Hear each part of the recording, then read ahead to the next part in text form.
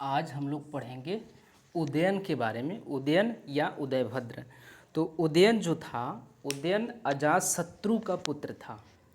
हमने पिछले क्लास में बात कर लिया था कि उदयन अजातशत्रु का पुत्र था और इसने अपने पिता अजातशत्रु की हत्या करके मगध की गद्दी हासिल की। और इसने जो शासन किया था 461 ईस्वी ईसा पूर्व से 445 ईसा पूर्व तक। कितना? 461 ईसा पूर्व से 441 ईसा पूर्व। कहीं पे ये डेट आपको इस तरह से मिल जाएगा, 460 ईसा पूर्व से 440 ईसा पूर्व। इस तरह से भी डेट आपको मिल सकता है कहीं पे। तो आज हम लोग पढ़ने का प्रयास करते हैं, कुछ ऐसी बातें जानने का प्रयास करते हैं उदयन या उदयभद्र के बारे में, जो हमारे बिहार पीसीएस के परीक्षा के दृष्टिकोण से महत्वपूर्ण हो सकता है। पहली बात तो इसके बारे में हम लोग ये जानने का प्रयास करते हैं कि एक ग्रंथ है जिसका नाम है महावंश। महावंश नाम के ग्रंथ में ये कहा गया है कि इसने 16 वर्ष तक मगध की गद्दी पे शासन किया। तो महावंश जो है, महावंश कहता है कि 16 वर्ष तक इसने मगध पर शासन किया। ये किस ग्रंथ से पता चलता है? ये महावंश और दीपवंश दो ग्रंथ के नाम आप सुने होंगे, उसमें से यही है महावंश। महावंश नामक ग्रंथ में ये कहा गया है कि जो उदयन है, उदयन ने मगध की गद्दी पे 16 वर्ष तक शासन किया है। और इसके माता का नाम जो पता चलता है वो पद्मावती है। माता इसकी हैं पद्मावती। माता जी का नाम इनके पद्मावती मिलता है इतिहास में। तो दो बातें जो हैं उदयन के बारे में, महावंश में इसके बारे में कहा गया है कि इसने 16 वर्ष तक मगध की गद्दी पर शासन किया है। इसके बाद इसकी माता का नाम पता चलता है पद्मावती। पुराणों और जैन ग्रंथ के अनुसार उदयन ने गंगा और सोन नदियों के संगम पर क्या करता है कि अपने राजधानी जो राजगृह है, जो पाटलिपुत्र है, पाटलिपुत्र का स्थापना करता है। तो पाटलिपुत्र की स्थापना कौन करता है? पाटलिपुत्र की स्थापना करता है यह कहाँ पे? गंगा और सोन नदी के संगम पर। गंगा व सोन नदी के संगम पर। ऐसा है कि मार्कर हमने आज मंगाया हुआ है और आ नहीं पाया, इसलिए शायद हल्का दिख रहा होगा। एक मिनट देखिए ज़रा कैसा दिख रहा है ये।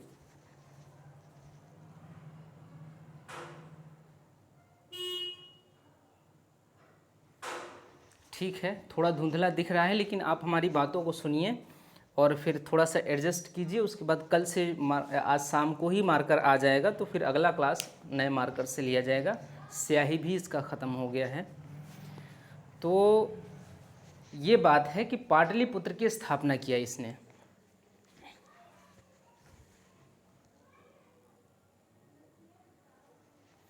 पाटलिपुत्र की स्थापना ये करता है, और पाटलिपुत्र की स्थापना ये करता है, लेकिन किस नाम से? कुसुमपुर के नाम से। कुसुमपुर के नाम से। यदि आपसे ये पूछा जाए कि कुसुमपुर प्राचीन काल में, प्राचीन भारत में, बिहार में कुसुमपुर कुसुमपुर के नाम से किस क्षेत्र को जाना जाता था, तो ये होगा पाटलिपुत्र। कुसुमपुर नामक स्थान की स्थापना की इसने। कुसुमपुर, गंगा और सोन नदी के संगम पर इसने क्या किया? कुसुमपुर की स्थापना की, जिसे पाटलिपुत्र से पहचाना गया है। जिसका पहचान किया गया तो पता चला कि वो पाटलिपुत्र हैं। जहाँ से ये साक्ष्य मिला है कि जो उदयन है या उदयभद्र है, इसने कुसुमपुर का स्थापना किया है। तो जहाँ से ये साक्ष्य मिला है कि इसने इस शहर की स्थापना की है, उस साक्ष्य में ये लिखा हुआ है कि इसने कुसुमपुर की स्थापना की। तो कुसुमपुर का भौगोलिक स्थिति वहाँ पे दिया गया है। तो जब भौगोलिक स्थिति का पता लगाया जाता है तो पता चलता है कि ये कुसुमपुर दरअसल पाटलिपुत्र ही है। तो पाटलिपुत्र की स्थापना करता है कौन? उदयन। कहाँ पर करता है? गंगा और सोन नदी के संगम पर। इसने राजधानी के मध्य में एक चैत्य गृह या जैन मंदिर का स्थापना कराया था। तो राजधानी के केंद्र में इसने क्या किया? ये आप कुसुमपुर यहाँ पर लिख लीजिए, कुसुमपुर। तो राजधानी जो है, राजधानी के केंद्र में इसने एक चैत्य गृह का स्थापना किया। तो राजधानी के मध्य में चैत्य गृह का स्थापना किया।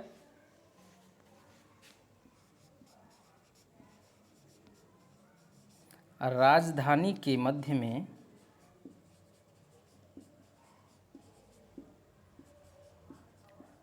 चैत्य गृह की स्थापना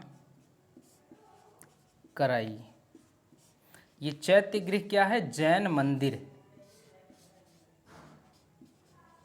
जैन मंदिर दिख तो रहा नहीं होगा सही से, आप देख लीजिए, हम बोल रहे हैं ये तीनों चारों जानकारी हम बोल रहे हैं, फिर से आप रिकॉल कर लीजिए। जो उदयन है या उदयभद्र है, जैसा कि आप जानते हैं कि इसने अपने पिताजी अजातशत्रु की हत्या करके मगध की गद्दी पे बैठता है और 461 से 441 ईस्वी तक, 461 से 441 ईस्वी तक शासन करता है। कहाँ पे? ये मगध की गद्दी पे शासन करता है 461 से 445 ईस्वी तक। 461 से 445 और ये 460 से 444 तक इस तरह से मिलता है। 461 ईस्वी से 445 ईस्वी तक, ईसा पूर्व तक, सॉरी 461 ईसा पूर्व से 445 ईसा पूर्व तक ये मगध की गद्दी पे शासन करता है। इसके बारे में जो महावंश में जानकारी मिलती है, महावंश में ये जानकारी मिलती है कि इसने 16 वर्षों तक मगध की गद्दी पे शासन किया है। इसके बाद इसकी माता के बारे में जानकारी स्पष्ट मिलती है। जिसकी जानकारी स्पष्ट मिल जाती है वहाँ पे ये यहाँ पे बता दिया जाता है। और बाकी जिस पे मत भिन्नताएँ होती हैं, जिसके बारे में इतिहास में जो इतिहासकारों में क्या होता है, मतभेद होता है, और फिर सटीक जानकारी जो साक्ष्य जो है प्रमाणिक रूप से प्राप्त नहीं होता, तार्किक रूप से साक्ष्य प्राप्त नहीं होता है, उस पर विवाद होता है, तो उस पर सवाल पूछा भी कम जाता है या पूछे जाने के जो चांसेस है, जो स्कोप है, वो कम हो जाता है। लेकिन ये जो जानकारी है ये स्पष्ट है, ये स्पष्ट है कि इनकी माता का नाम पद्मावती था। तो ये बात यहाँ पे, तो उदयभद्र या उदयन के पिताजी का नाम तो वो तो और ज़्यादा स्पष्ट है, वो तो और ज़्यादा स्पष्ट है, वो तो पता ही है। उदयभद्र या उदयन के पिता का नाम जो है वो अजातशत्रु है। इनकी माता का नाम जो है वो है पद्मावती। अगली जानकारी जो है, इसने गंगा और सोन नदियों के संगम पर एक नगर की स्थापना की जिसका नाम था कुसुमपुर। कुसुमपुर की पहचान आधुनिक पाटलिपुत्र से किया जाता है, या उस समय जो पाटलिपुत्र राजधानी था वो राजधानी वही है जिसको कुसुमपुर के नाम से जाना जा रहा है। तो इसकी स्थापना किसने किया था? उदयभद्र या उदयन ने किया था। इसके बाद अगली जानकारी जो है, राजधानी के मध्य में चैत्य गृह की स्थापना करवाई इन्होंने, जिसे जैन मंदिर कहा जा सकता है, या जैन मंदिर की स्थापना इसने करवाई थी। पुराणों के अनुसार उदयन जो है, उदयन के बाद नंदीवर्धन और महानंदिन राजा बने। तो उदयन के बाद इस वंश का, किस वंश का? वो हर्यक वंश का राजा कौन बनता है? उदयन के बाद, उदयन के बाद हर्यक वंश का राजा बनता है नंदीवर्धन या नंदीवर्धन। कौन बनते हैं? नंदीवर्धन और महानंदीन।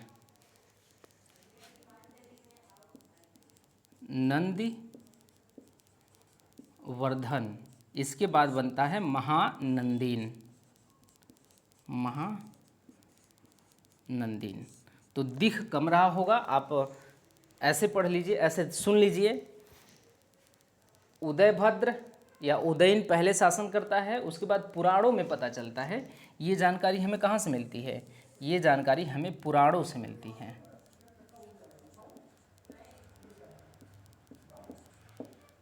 कहाँ से? पुराणों से। पुराणों से कौन सी जानकारी मिलती है? पुराणों से ये जानकारी मिलती है कि जो उदयन है, उदयन के बाद नंदीवर्धन और नंदीवर्धन के बाद महानंदीन नामक राजाओं ने हर्यक वंश पे शासन किया था। तो किस वंश की बात हो रही है? यहाँ पे हर्यक वंश की बात हो रही है। हर्यक वंश। यहाँ पे दबा दबा के लिखना पड़ रहा है क्योंकि मार्कर सही नहीं है, स्याही ख़त्म है। तो अब इतनी बातें हो गई हैं। आप इसको, हमने क्या बताया कि पुराणों से पता चलता है, पुराणों में ये लिखा हुआ है, वहाँ से ये पता चलता है वो कि जो उदयन है या उदयभद्र है, उदयभद्र के बाद शासन करने वाले 2 शासकों के नाम मिलते हैं पुराणों में। वो कौन कौन से शासक हैं? वो हैं नंदीवर्धन और महानंदीन। तो इस प्रकार की जानकारी है, आप याद रखेंगे। परिशिष्ट वर्मन में यह कहा गया है कि उदयन का कोई उत्तराधिकारी नहीं था। तो ये तो पुराणों की बात हो गई। ये जो 2 बातें हैं ये काफ़ी महत्वपूर्ण हैं।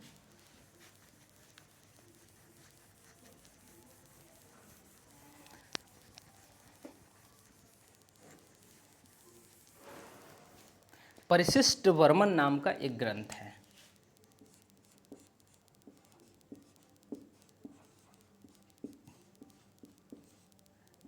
परिशिष्ट वर्मन नाम का एक ग्रंथ है। इसमें कहा गया है कि उदयन का उत्तराधिकारी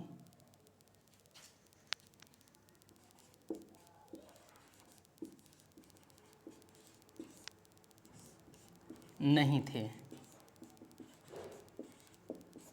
उदयन के उत्तराधिकारी नहीं थे, उदयन के कोई उत्तराधिकारी ही नहीं थे, ऐसा कहता है परिशिष्ट वर्मन। लेकिन पुराण क्या कहता है? पुराण कहता है कि हर्यक वंश के बाद नंदीवर्धन और महानंदी नामक 2 राजा शासन करते हैं हर्यक वंश पे, हर्यक वंश के रूप में।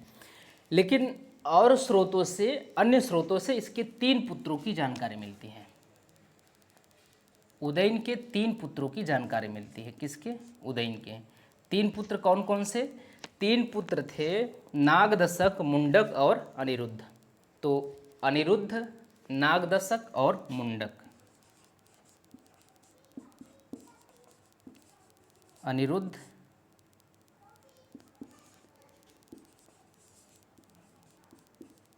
नागदशक, पहले इसके बाद मुंडक है तब नागदशक है। मुंडक, तीसरा जो है वो है नाग दशक। इसको कहा गया है इसको दर्शक भी कहा गया है, दर्शक। तो ये हो गई। पुराणों में इसको क्या कहा गया है? दर्शक कहा गया है।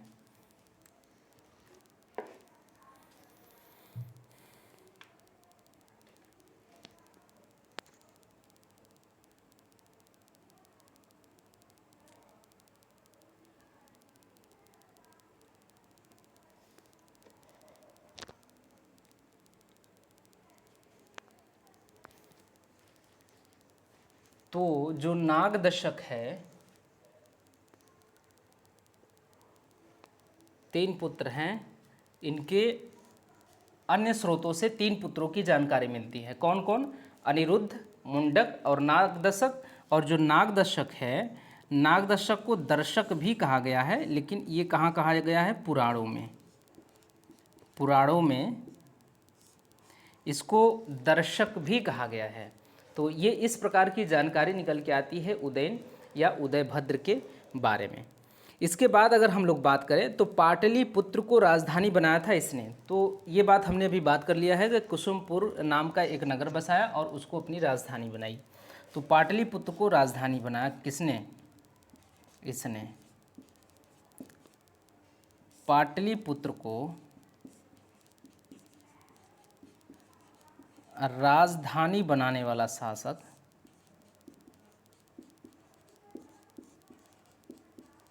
वाला राजा जो है वो यही है, उदयन।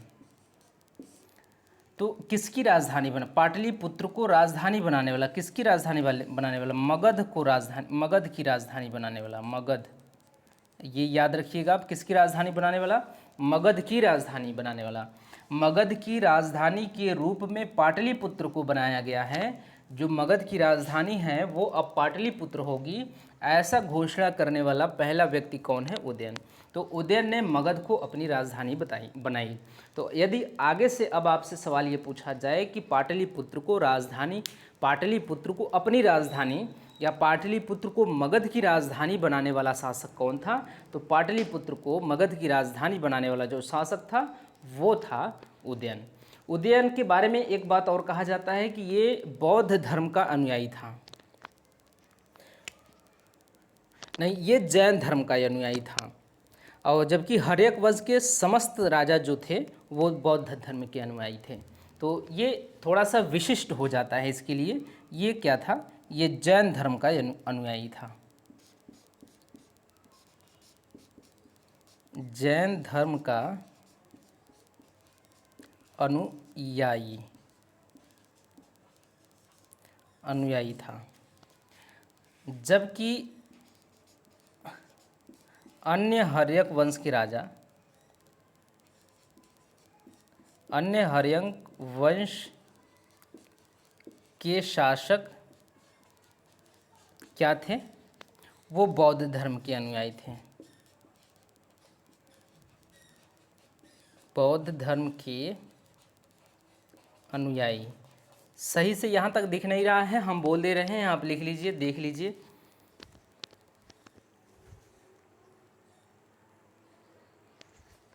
क्योंकि आप हमारी समस्या समझ पा रहे होंगे। मार्कर अभी जिससे मंगाए हैं वो आया नहीं, हो सकता है कि शायद ट्रैफिक जाम वगैरह में फंसा हो। 1-2 घंटे में मार्कर आ जाता, लेकिन हमने सोचा कि आज क्लास ले लेते हैं क्योंकि लेट हो जाता है 1-2 घंटे में, और भी जो ऑफलाइन क्लास है उसको भी लेना है।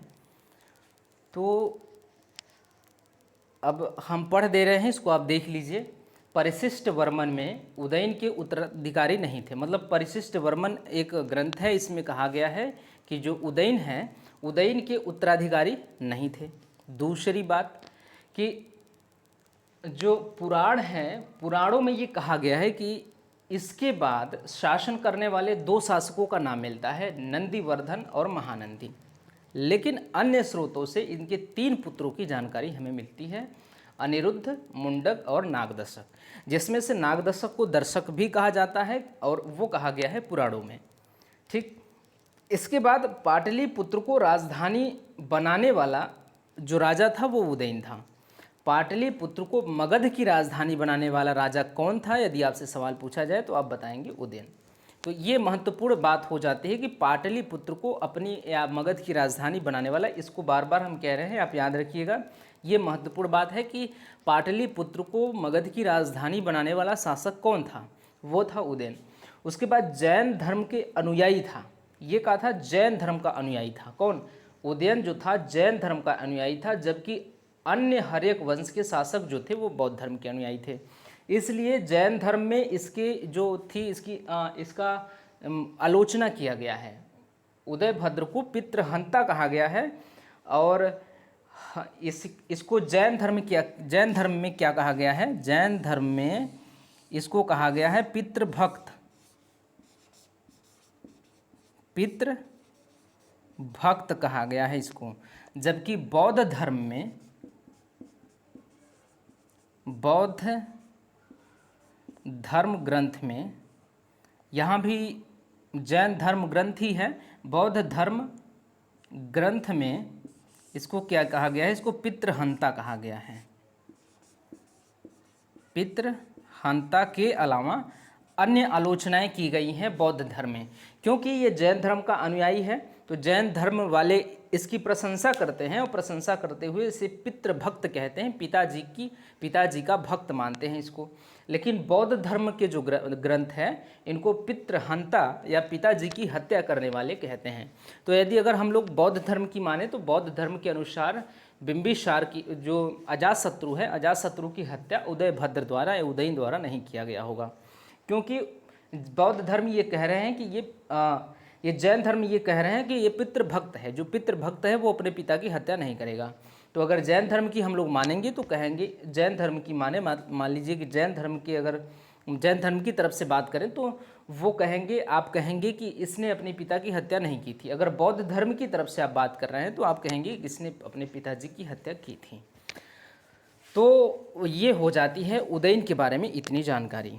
इसके बाद उदयन जब अपने गुरु का उपदेश सुन रहा था तो उसी समय अवंती नरेश पालक के एक गुप्तचर ने इसकी हत्या कर दी। तो अवंती के नरेश जो अवंती के राजा थे, इससे पहले जब इसके दादाजी थे तो उस समय चंडप्रद्योत थे। कौन थे? चंडप्रद्योत। जब इसके दादाजी थे, इसके दादाजी कौन थे? बिंबिसार थे। तो जब बिंबिसार मगध के राजा थे तो उस समय अवंती का नरेश था चंडप्रद्योत। लेकिन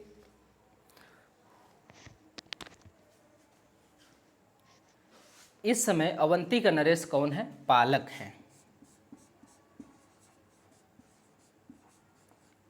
अवंती का राजा पालक, इसने क्या किया? इसने अपने गुप्तचर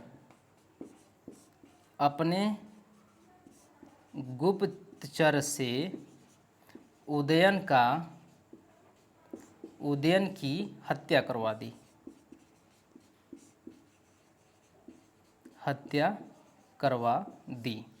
तो इसने क्या किया? अवंती का राजा पालक, ये दिख नहीं रहा होगा सही से, अब जो हम बोल रहे हैं उसको सुनिए और हल्का हल्का देख लीजिए, दिख भी रहा होगा थोड़ा थोड़ा।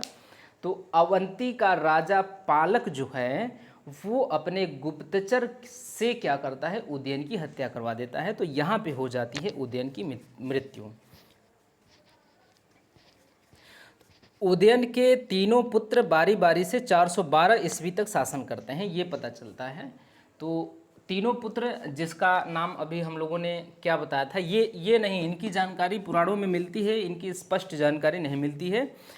लेकिन एक जानकारी जो मिलती है, जो अनिरुद्ध, मुंडक और नागदशक है, इनके बारे में मिलता है कि इन्होंने मिलकर 412 ईस्वी तक शासन किया।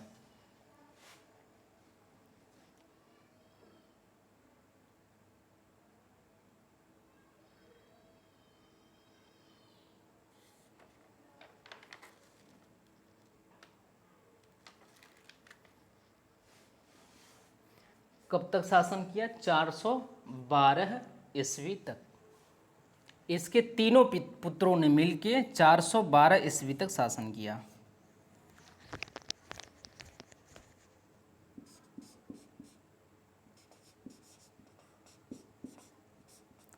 तीनों पुत्र 412 ईस्वी नहीं, ईसा पूर्व तक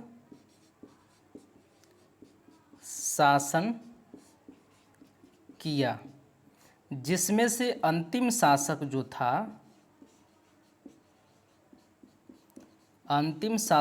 वो था नागदशक।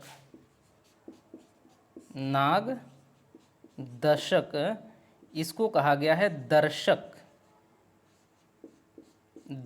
कहा गया है। कहाँ? पुराणों में इसको दर्शक कहा गया है।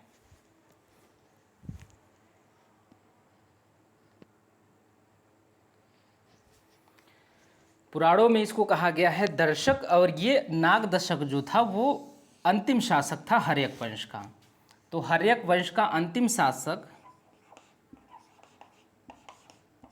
इतना दबाकर भी नहीं वैसा चल रहा है, अंतिम शासक जो था वो था नागदशक।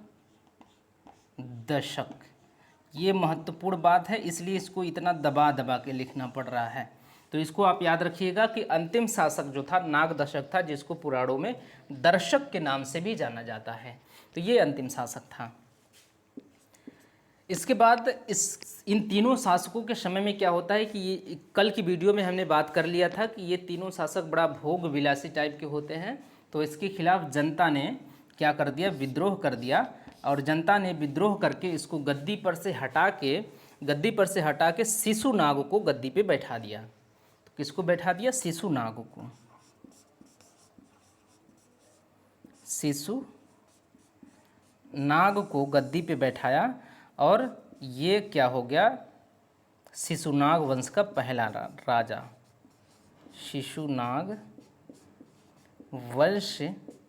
शिशुनाग वंश की यहीं पे स्थापना हो जाती है। तो अब ये कहानी है कि जब तीनों राजा जो हैं इसके बाद की तीनों राजाओं की बात हो रही है। 412 ईस्वी तक ये शासन करते हैं। तीनों पुत्र इसके बारी बारी से 412 ईस्वी तक शासन करते हैं। और होता क्या है कि 412 ईस्वी तक जब ये शासन करते हैं, इन तीनों के शासन के दौरान जो है मगध में जो है इसके राज्य क्षेत्र में बड़ी हलचलें मची होती हैं। ये थोड़ा सा भोग विलासी टाइप के थे, ये योग्य शासक नहीं थे। तो इनकी अयोग्यता से जनता त्रस्त हो गई थी, परेशान हो गई थी। जनता ने परेशान होकर इसके खिलाफ नागदशक के खिलाफ विद्रोह कर दिया। नागदशक के खिलाफ विद्रोह करके इसी के एक मंत्री शिशुनाग, ये सेनापति था। दरअसल ये शिशुनाग जो था वो सेनापति था। तो इसी के एक सेनापति शिशुनाग को क्या करते हैं, जनता द्वारा गद्दी पे बैठा दिया जाता है। तो भारतीय इतिहास में शिशुनाग पहला ऐसा शासक था, प्राचीन भारत में पहला ऐसा शासक था जिसको जनता द्वारा गद्दी पर बैठाया गया।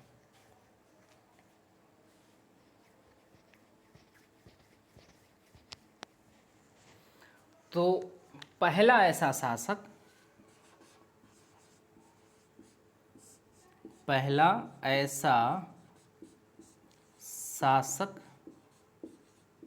जिसको जनता ने गद्दी पे बैठाया हो।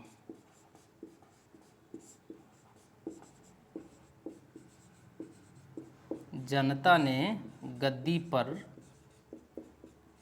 बैठाया हो, तो वो कौन सा है, वो यही है, ये शिशुनाग है। शिशुनाग, ये शिशुनाग वंश का पहला राजा है।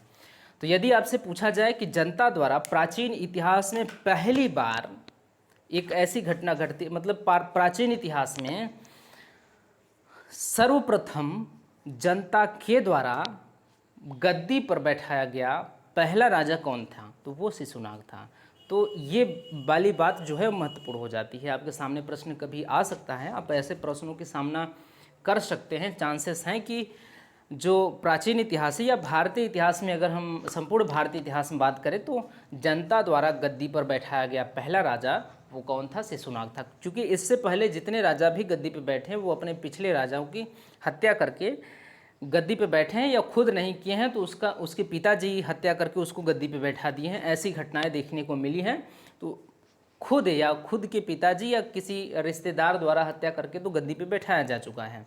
लेकिन एक जनता जो है, जनता किसी राजा को अपने से चुने कि ये राजा गद्दी पे बैठा, ये ऐसा क्या होता है, ऐसा पहली बार होता है। किसके साथ, इनके शिशुनाग जी के साथ, जो कि शिशुनाग वंश के राजा होते हैं, शिशुनाग वंश के पहले राजा। तो कल हम लोग पढ़ेंगे शिशुनाग वंश के बारे में पढ़ेंगे, और शिशुनाग वंश के बारे में जो पढ़ेंगे तो इससे जो आज दिख रहा है इसके लिए क्षमा चाहते हैं, और थोड़ा सा एडजस्ट कर सकते हैं आप जो हम बोले हैं उसके आधार पे, और थोड़ा थोड़ा दिख भी रहा है इसके भी आधार पे। तो दोनों को मिक्स करके आप आराम से इस चीज़ को एडजस्ट करके लिख सकते हैं, पढ़ सकते हैं, समझ सकते हैं। बाकी कल की जो ऐसे अगली क्लास होगी वो क्या होगी, वो इससे अच्छा दिखेगा, स्पष्ट दिखेगा, साफ दिखेगा। तो कल हम लोग लेके मिलेंगे शिशुनाग वंश। आजकल हम बताए हैं कि हमारा तबीयत थोड़ा सा सही नहीं है, स्वास्थ्य थोड़ा सा गड़बड़ चल रहा है, इसके वजह से आधे घंटे के 1-2 मिनट 4 मिनट इधर उधर या पहले आधे घंटे से 4 मिनट कम कम या 1-2 मिनट 4 मिनट बेसिक का क्लास हो रहा है, बस 1 घंटे क्लास नहीं जा पा रहा है।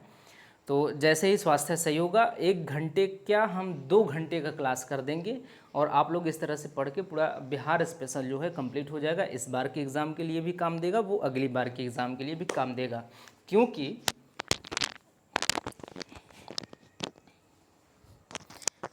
क्योंकि आप जानते हैं कि मगध पे शासन करने वाला पहला वंश कौन था? बृहद्रथ वंश था। तो आप चाहे बीपीएससी का 69वीं एग्ज़ाम दीजिए चाहे 70वीं एग्ज़ाम दीजिए, वो मगध का पहला राजा बृहद्रथ ही रहेगा। ऐसा नहीं है कि समय बदलने पे मगध का राजा चेंज हो जाएगा, ठीक है। इतिहास में बहुत बड़े साक्ष्य का मिल जाने की वजह से इतिहास में हेरफेर हो सकता है, लेकिन अभी तो ठीक है, ऐसे ही चलेगा। क्योंकि अब 70वीं के लिए भी अगर आप पढ़ेंगे, बीपीएससी 70वीं के लिए भी पढ़ेंगे या 69वीं के लिए ये हम पढ़ रहे हैं, अगर हम लोग 70वीं के लिए भी पढ़ेंगे तो मगध का इतिहास यही पढ़ेंगे, ठीक है। तो 70वीं 71वीं 72वीं तक के लिए काम दे सकता है ये, जब से बहुत बड़ा कोई साक्ष्य न मिले जो इतिहास को बदल दे, तब तक यही काम देता रहेगा।